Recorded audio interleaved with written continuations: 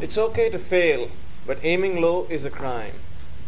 Ladies and gentlemen, while I wait the clock out, I'd like to tell you about something I've learned over and over again. It's okay to fail, but aiming low is a crime. Both my parents are doctors. My grandfathers worked for the Indian government, and my grandmothers were artists. One was a published author. Now, I'm telling you this not to boast about my family, but to tell you that I come from one where being average is considered failure.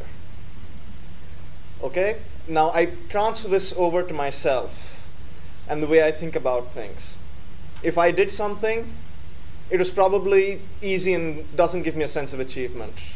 If I can barely keep my head over water while working, and I continue and throw myself into that work, then I'm doing something right. I might not know what my goal is at the time, but I'm working towards something bigger than that, bigger than myself. And giving yourself absolutely no credit for anything doesn't help, because if you don't accomplish anything, you don't want to do anything. I suppose it's okay for you to say, well, that was trivial. It's easy, I did it, fine. But as long as I'm working towards something bigger, I'm working towards my stretch goal, it's going to be good.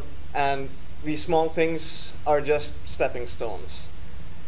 But denying yourself that final, yes, I've gotten there, is important. Because if you say, yes, I've gotten there, then you don't want to go anywhere else. My role models, especially my grandfather, had the same approach. He retired, and then he said, you know what, I'm going to work with the UN. And he went to Sierra Leone for 2 years to help them set up their telecom network. Now, that's where I come from. And I've learned this over and over again, like I mentioned. The first time I learned it was when I was in middle school, and I wasn't doing well. I was getting something like 60% in my tests. And my parents thought I had a learning disability. So they made me take extra classes, work hard, and I got back to the top 10% of the class, which was good enough. And then I got sick. Throughout high school, I was fairly sick, and my friends and my family said, you should drop 1 year. You know, come back next year when you're better and then try giving these exams. Otherwise, you're going to fail. I said, no, that's not acceptable.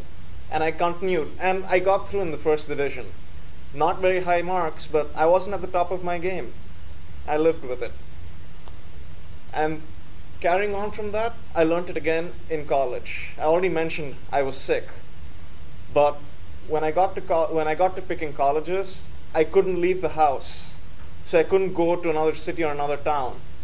And in New Delhi, there are really good engineering colleges, but unless you have really high grades, you're not going to make it. I went to a private university, and I learned this for the last and final time so far, where the head of department talked to the new students on the first day of class. He addressed us and he said, these buildings don't make a university. It's the students who make the university.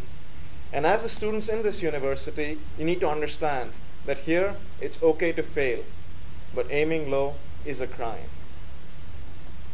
This made me look back at my previous years and my ambitions, and I saw that earlier the first thing I wanted to do was be a scientist, to understand how the entire world works, and then manipulate it and do whatever I felt like with it. A few years later, I decided to be a genetic engineer because there are some things in this world that you can't change.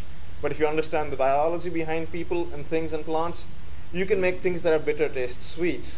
And you can make people look much better than they usually do. Then I wanted to be a computer scientist and figure out how to make a computer decide that 2 + 2 = 5 and how to justify that. Right. Then I reach college. I'm sitting there in the first day of class, and I decide I want to be a computer programmer, and I want to write the next version of Notepad. Now, I'm coming from there and reaching here. I looked at this and said, you know what? I haven't technically failed, but I've been aiming lower and lower. I've become average. And failing, while not a crime, makes sure... let me start that one over.